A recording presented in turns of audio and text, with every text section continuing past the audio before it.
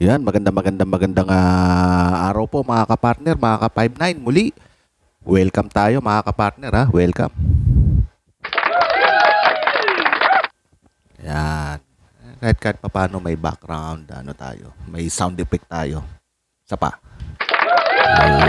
Yan, magandang araw po at muli, welcome tayo ha. At itong magko-komentaryo na naman tayo at reaction na naman.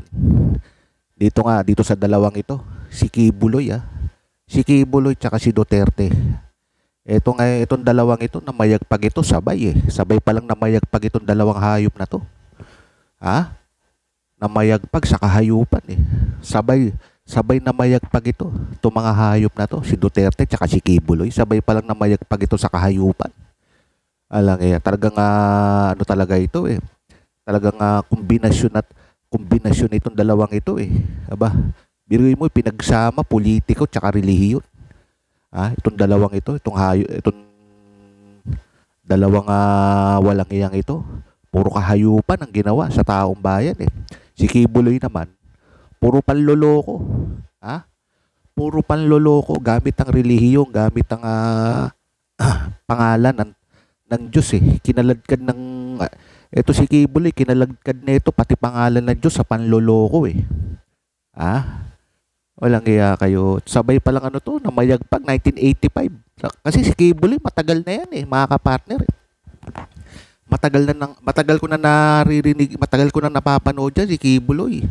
1990 pa lang napapanood ko na yan Kaya talagang ginamit ang pangalan ng Diyos sa panloloko.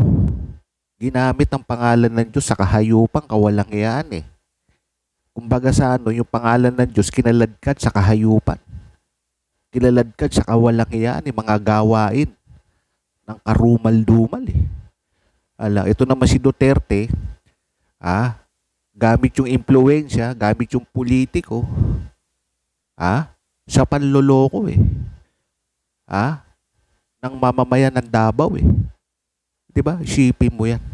Sabay pala na mayagpag ito. Sa Davao, itong dalawang ito. Kaya ito talagang kumbaga itong dalawang ito. Itong dalawang ito si Duterte tsaka si Kibuloy. Talagang dito wala ka na maaasahan dito sa dalawang ito. Talagang ito naghahasik ng kahayupang kademonyuhan sa bansa natin. Itong dalawang ito. Si Kibuloy, ang naman nito. 'Di ba? May kaso sabay isipin mo sabay silang namayagpag 80s. Kasi dating pala to si Duterte, dating vice pala to. Parang vice mayor, parang ganun sa Davao Yung medyo pa to.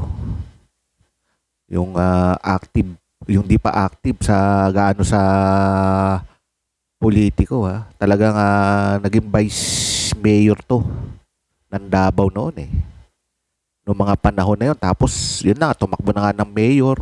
Puro mayor na hanggang sa naging congressman, hanggang sa naging hanggang sa naging presidente. Gamit ang panloloko sa politiko 'di ba? Itong dalawang ito. Kaya dito makikita mo talagang wala nang gagawin ito kundi puro kahayupan na lang sa bansa natin Kaya kita mo sabay silang namayagpag sabay silang kumbaga sabay silang maraming naloko, sabay din silang may kaso.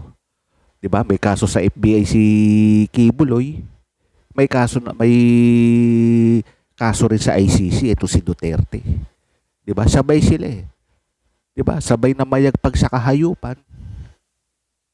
Sabay din silang kumbaga sabay din